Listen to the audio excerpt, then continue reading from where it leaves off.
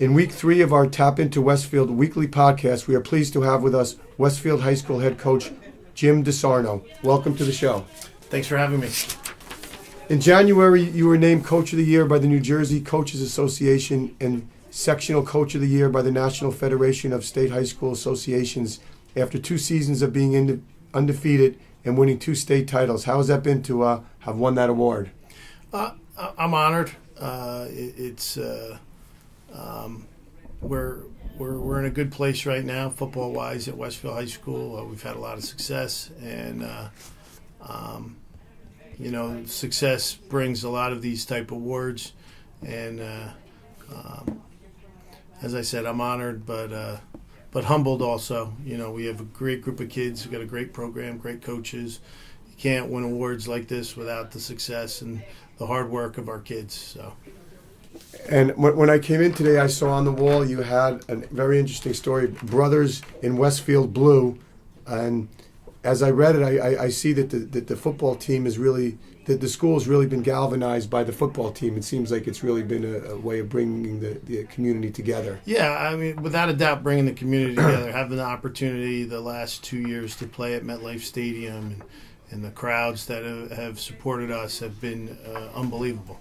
So this has definitely been a big push for our community. A lot of the youth level football teams have also had a lot of success. So football in Westfield's been really good the last couple of years, and it's been nice, and the whole town's been able to kind of build off of it, use it. Have you seen in the youth leagues a lot of the young kids look up to your guys? Oh, without a doubt. We have an in-town league, a little component for the younger kids before they play travel, and our high school kids referee those games, or those guys get to see them on Sundays. We run a kids camp during the summer, and we get a lot of our former players and players to work the camps, to be around them. But just in general, right now, because of the success and the fact that we've had groups have a chance to play at a big stage like MetLife Stadium. Our players are taking on some different meaning with the younger kids in town, and it's exciting. In general, throughout the country, there's been statistics that say that youth football is declining. Have you found that to be true in Westfield?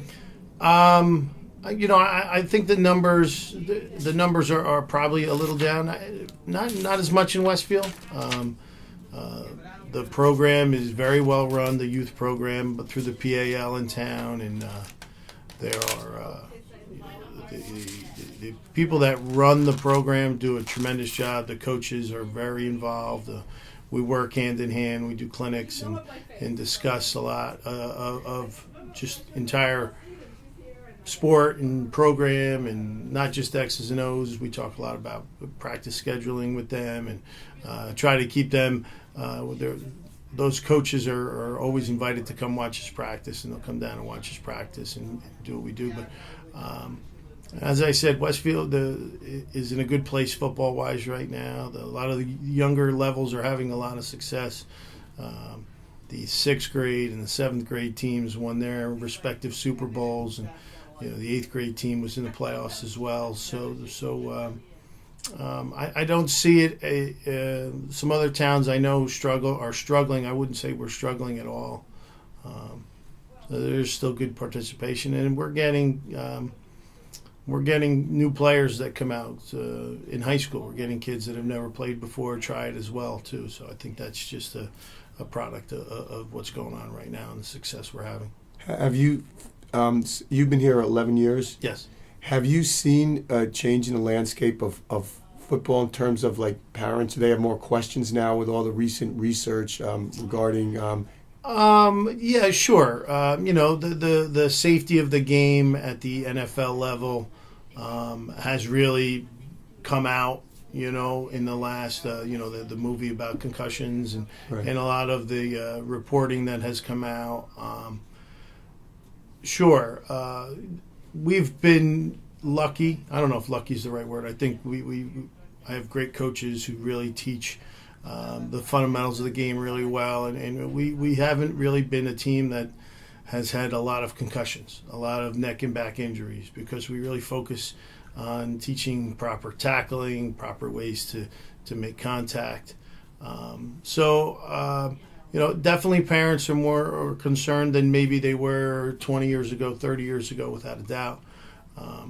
But I think with what our structure and what we have in place, we've got a great athletic training staff here at Westfield High School. We've got really good coaching staff, so all of that plays into what we're trying to do right now. Do you find that kids are really enthusiastic and they just love to go out and play football? Well, yes, and I think that's something that we try to create. One of the things that we focus on as a coaching staff is to make the experience worthwhile, for one, but also making it fun. If you can't enjoy the experience as a player, you're not going to have a positive experience going forward. And then as a coach, if you can't enjoy it, you're not going to want to keep doing it year after year. So one of the things that's really come out of the success we've had in the last couple of years, not just the last two, is that the experience has been enjoyable. Like we have fun. The kids will have fun, and on a lot of different levels. Just being able to laugh every day at practice is important to me, because it's not an easy sport. It's a hard sport. It takes a lot to prepare for just one game, a full week of practice, and those practices are usually pretty hard. So, it's very important that there's things that are built into the practice schedule daily that we can have some fun with, whether it's be these little competitive games that we play, even the fact that when our kids stretch every day before practice, we let them talk. They're allowed to get their day out of their system. They're allowed to, talk about things that maybe don't even have to do with football or our football team. And then when it's time to get the focus and it's time to zero in on what the goal of the practice is, then we can, get away from that. So, it's important to make the experience worthwhile for the kids, because this is something they're going to use for the rest of their lives, hopefully positively. What do kids? A lot of has been written that football builds kids into becoming men and it teaches life lessons. What do you think the lessons are that these kids are learning from football? Well, football's a hard sport. It's not easy. You can't. You have to prepare. You have to spend a week preparing for just one game. Other sports, you can, a little bit of fine tuning and then you're on to the next game. Sometimes you don't even practice and then you're playing your next game. Football's a lot different. It's a hard sport. The practices are harder. In some cases, practices can be harder than the games itself. So being able to get through that and even the preparation, the preseason preparation, the training needed to be a good football player and a good football team, weight training, conditioning training, agility, speed work, all that stuff. It's just a hard sport. And if you can survive it the right way, it's going to make you stronger. It's going to, one of the things football coaches like to do is they like to put some pressure on players in practice so the games are easier. And just that type of way of life on when to put the right amount of pressure on yourself to succeed, to complete any type of assignment, goal, anything like that. Using the things that football kind of gives you can always help you. And we haven't even talked about the camaraderie, the teamwork, the fact that there's 11 moving parts on every single play, and that all the things that football coaches preach, how if 10 guys do it right and one guy does it wrong, that could be the difference between winning and losing. So, and then with our program, I think what is so special is how the groups start out as 3rd, 4th, 5th graders, and they start to form this bond, and then it builds all the way up to when they're seniors. And each of our senior classes, at least for the last 11 years that I've been here, have taken on a personality of their own. And we give them ownership. This is their team. So they've built up, they've spent all this time together, they've worked together, they've sweat together, they've cried together, they've laughed together, they've celebrated together. But in the end, they get to this point as seniors, and now this is their team. We want them to take ownership of the group and of the program, and it's special.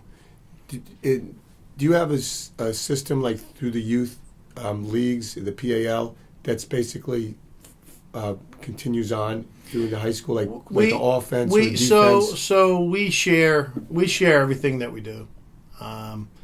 We do clinics with the PAL coaches all the time, and anytime we do something tweaking the playbook, we'll give all that information to them. So a lot of the coaches kind of use our system, and when we talk in the off season, they want to see what we're doing, how we're doing it, and some of them do it very well. The goal for me in this whole program is for kids to enjoy playing football and having that will and want to do well at it. One of the big things with us is football doesn't have to be your number one sport. We've got, just right now, we've got a freshman who is he's at Johns Hopkins playing lacrosse. We've got a baseball player that's in the Minnesota Twins farm system. We've got another baseball player that's at George Washington. We've got kids we have a senior that's going to play rugby at West Point, and they're really, really, really good football players. And football maybe wasn't their number one sport, but we try and preach to them that football is going to help you in those other sports. I think for someone like we have a kid, Luke Probelski, who's at Villanova right now for lacrosse. I mean, just being able to step out on a Division I lacrosse field after playing football is really, I know it will help him. Owen Caldwell is at Johns Hopkins right now. Same thing.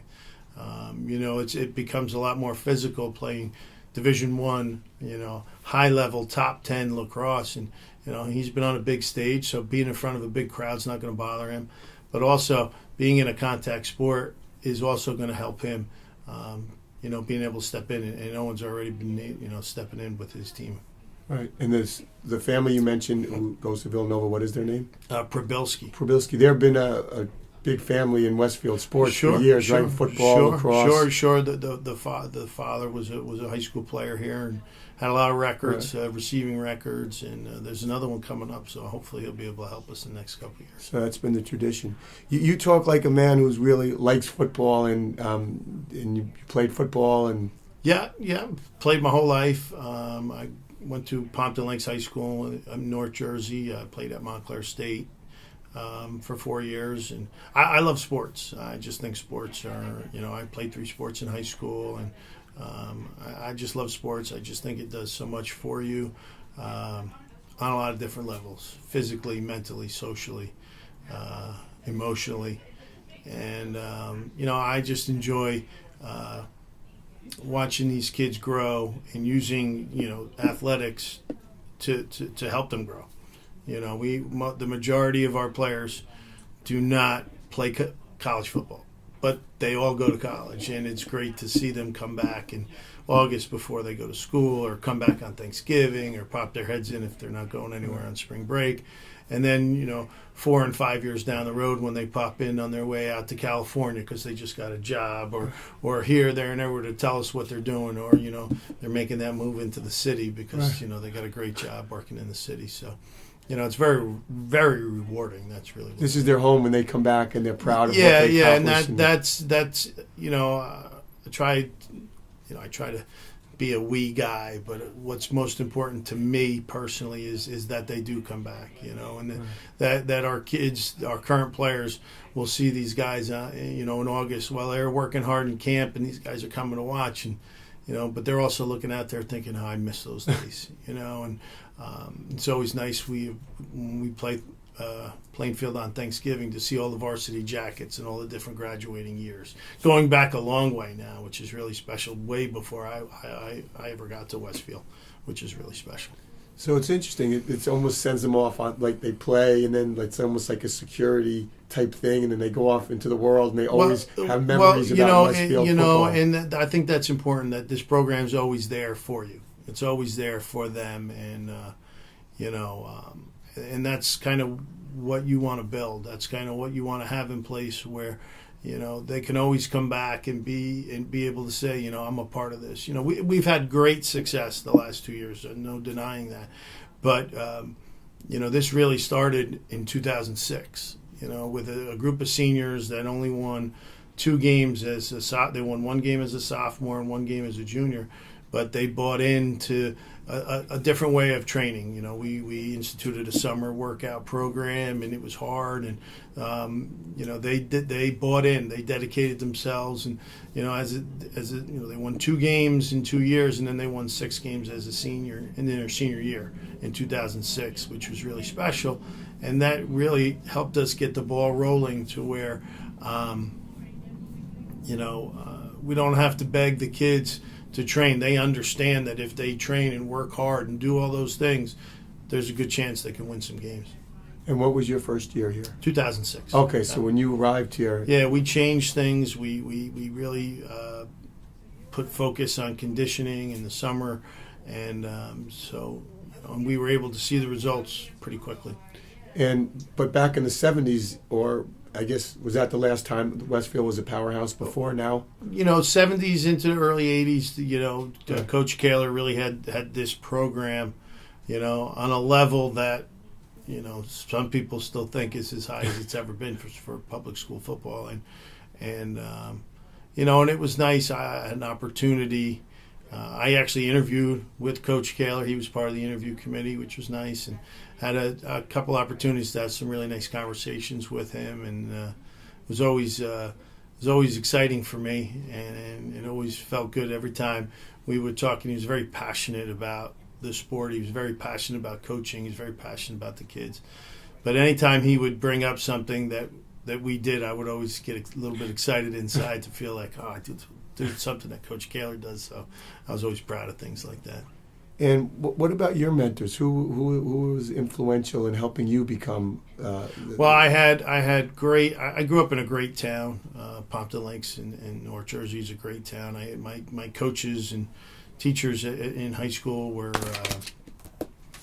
big influences on my life. So I knew right away that this was something that I wanted to get into: education, coaching. Dave Moyle, Dennis Arnold, and Walt Bartlett were my coaches.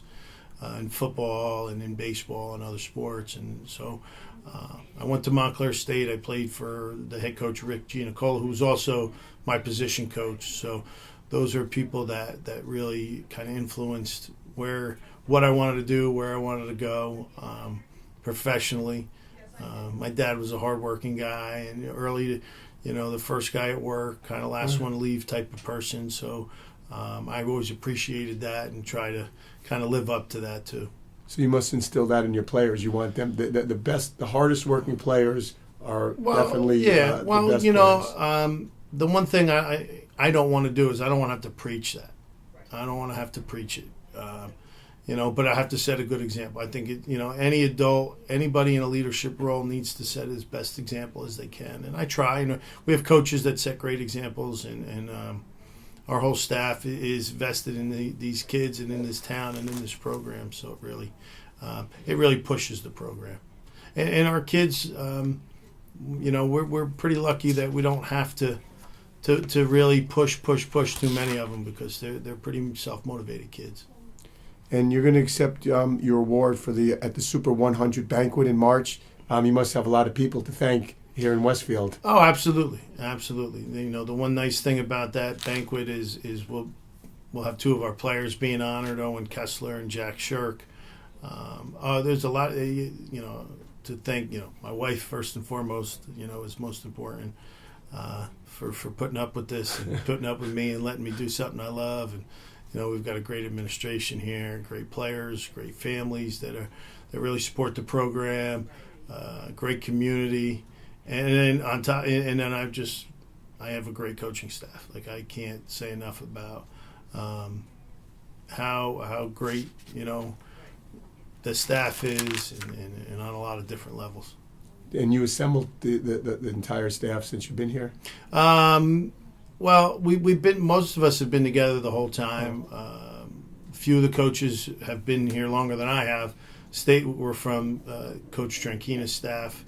And really haven't had to make too many. We don't lose too many. We've actually been able to bring more coaches in since in the last couple of years, which has really helped us. But it's a really good group that we all enjoy what we're doing. We have a good time doing it, and that's important. Now, there's been a lot of in practices. A lot of teams have made certain moves to reduce hitting and reduce contact because they're aware of the concussion situation and injuries. Have you done anything in practices? We really haven't had to make many changes. We don't do a lot of contact in practice. We never have. We only have one practice the entire year, every year, where we tackle to the ground. So we try and stay off the ground as much as we can in practice. Contact is always controlled throughout practice. We're going to save, our most physical, attributes for game day. We take a lot of time teaching contact, teaching tackling properly. And when we teach it, we give the reasons why. We're going to get in this position because, it's the best position we can be in to protect ourselves, to put our neck and spine in the best possible position to avoid injury. What's most important about avoiding injuries is your physical condition as well. And we really impress upon our kids how important it is to be as strong as you can be in the best possible shape you can be, because those things will also help prevent injuries. Summer conditioning is more about injury prevention than anything else. How important flexibility is. All those things play a part in avoiding injuries. There's a lot of things. One of the things to me that I probably have really made a point or concentrated more on is examining kids' helmets. When I played, if you had pop marks on your helmets, that was a badge. That was a badge of honor. The more pop marks you could have, that showed the tougher you are. And right now, I like to look at the kids' helmets and get on them. If I'm gonna yell at a kid, I'm not a big yeller, but I'm going to yell at a kid because he's got too many pop marks on his helmet. I said, I want to put stars on your helmet for good things. I don't want to see all those lines in your helmets, because then that doesn't fit anything that we teach. So. It's interesting. You've taught this method and you've been doing this practice philosophy for a long time now. So in a way, you've been ahead of the whole. Well, and really, when we first started, our numbers have always been pretty good here, and we're very lucky to have good numbers. But we didn't have great depth. We didn't have so beating the kids up in practice was never something that was going to make us better. We as a staff feel if we want to be hard on the kids, let's do it through conditioning. Let's do it through drills that really make the kids work hard, more in a cardiovascular standpoint than just banging into each other. We've got all these blocking type bags and dummies and things like that, and we're going to use them because they're really good teaching tools. And so I don't know if we were, everything. I would say any good football program never makes something up. They copy off of other people. And there's nothing that we've invented or created. So we copy off of whether it's a professional team, a college team, a really good high school team. So we steal from everybody in that regard. So I wouldn't say we in particular were ahead of the game, but this has been stuff that, we've concentrated on and talked about long before that movie came out, long before the NFL, had to really come out and discuss injuries, and really one of my, and this is just my opinion, and I think I have experience. We get the chance to go watch NFL teams practice pretty good up close. We go to Division I college football practices all the time, and the NFL, Division I college football, and high school football are really three different sports, completely different sports. There is nothing that we do that is on the same level of an NFL team. They play at a speed, and the size of their players and the speed that they play at is beyond Right. anything you could ever do in high school. And Division I college football is the same thing. It's not even close. So to me, it's three different sports. And then when you get down to the youth level, again, that's another different sport. And if you can teach the physical part of the game the right way, if you can have the patience to really teach proper tackling, proper blocking, just all the type of contact that's involved, you're going to keep the game safe. You're going to keep your kids as injury free as you can. I mean, it's unavoidable. We're going to have injuries every year, but those same type of injuries we have can happen in the hallways of this building. Someone can trip falling up the stairs, going down the stairs, and blow their knee out. I mean, these things happen. But if you I think we've kind of structured our practices and used the summer to really cover a lot of those real important things about safety in the game. A couple more questions. Well, have you done anything in terms of technology? Like, for example, there's a high school in Florida, St. Aquinas High School, they bought all these tackling robots that the players tackle so they can avoid hitting. Do you do anything? We're not at that level yet. You gotta have some resources to be able to do that. But we use technology in terms of film and team breakdowns and studying, breaking down ourselves, breaking down opponents. We use a program called Huddle, which everyone uses now. Now we're able to do everything online, be able to send all video and film out to our players. We can break things down, have them focus on certain things.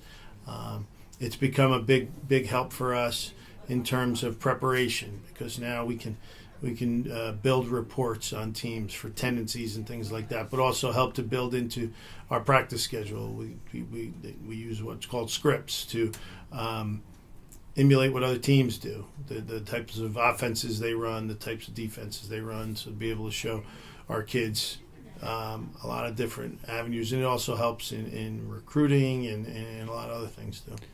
In terms of yourself, how do you see your future? What would you like to continue to do in terms of coaching?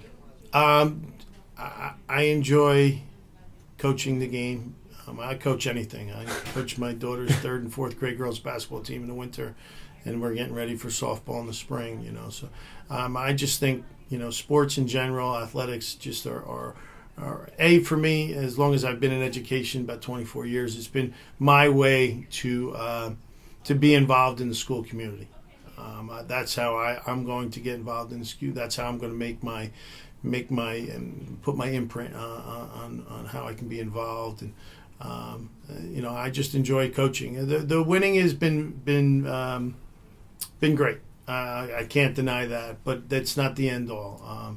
The end all is when these kids come back in the summer, when these kids come back, while they're in school or once they graduate, to tell us where they're going to work and what they're doing next, or now they're getting married and starting families and all that great stuff. So that's the end all. That's why coaches who really love it, that's why they do it. Well, they always talk about the process in sports. Obviously, your process helped to win games, so it wasn't just a process; it actually worked. Yeah, well, and that process is a lot of moving parts, and we've had a lot of really, really good players, a lot of really good football players, and you need that. You can't just coach them up and expect to win, and then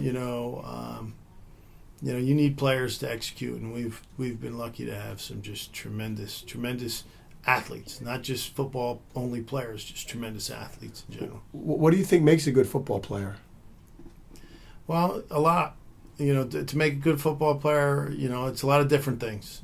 They got to be able to sacrifice a lot of time. If you want to be a good football player, you're pretty much going to give up your summers to train, or any type of off season you're going to train, and you're always working to be better physically. And in this day and age, with gyms popping up and all these people that specialize in training, everybody's trying to get an edge. So everybody's trying to get on board, and you got to be willing to sacrifice your time to do it. You have to have passion for the game, for whatever you're doing. You have to have that type of passion where you're not afraid to work, but you're also not afraid to fail.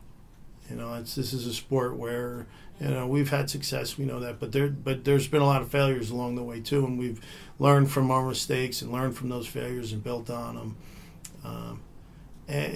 And we're always looking for guys here that want to do it the right way and enjoy the experience. I think more than anything else that if we can smile when it's over, that's the biggest part. I don't want anybody playing for us to not enjoy the experience.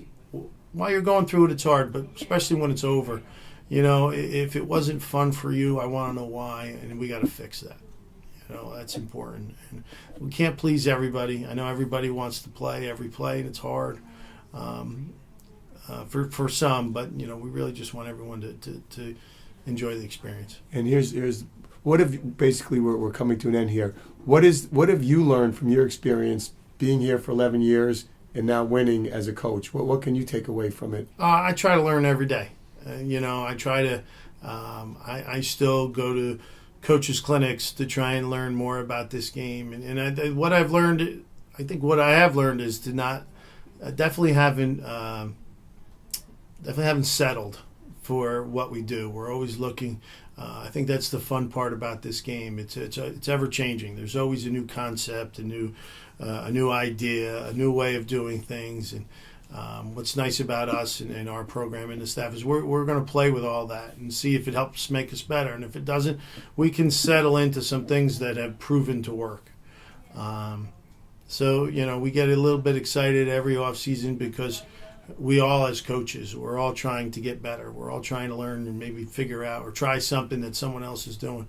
And if it works, great. If it sticks, it's like, spaghetti. If it sticks to the wall, we'll keep. But if it falls down, we know we have things that have been working for us, and we'll go back to them. And finally, what about next season? You've won 2 straight years, 2 undefeated seasons. You must have lost some seniors. I know your quarterback is leaving. Sure. We lose kids every year, and we have a nice group of seniors coming back. I'm excited for the senior group. We got some younger kids that, we're going to need to step up if we're going to continue to have success. We can't just lean on our seniors next year. So, and the kids are working. The kids that are not participating in a winter sport or in the weight room, and then the kids that are in the winter sports are really doing well, playing hard and getting after it. So, we just got to keep doing the things we've been doing. You can't, if you change now, you're probably a little crazy because there's,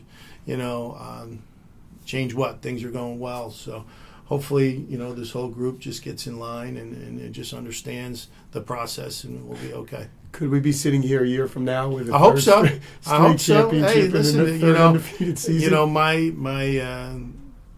Dennis Arnold was my high school baseball coach. He was an assistant football coach. He was a teacher of mine, and definitely a mentor. And he always preached to us, the power of positive thinking. Power of positive thinking. Be positive. Be positive. Be positive. So, I try not to think about negatives. I try not to think about losing. So, we're going to keep doing what we're doing. So, it's not broke right now. So there's nothing, we're not going to fix anything right now. But we're going to just keep working, try and build off of it. All right, we'll end on that very positive note. Thank you for being on our 3rd podcast, and hopefully you'll come around again for join us again for another podcast. Sounds good. Appreciate you having me. Oh, thank you very much. You're welcome.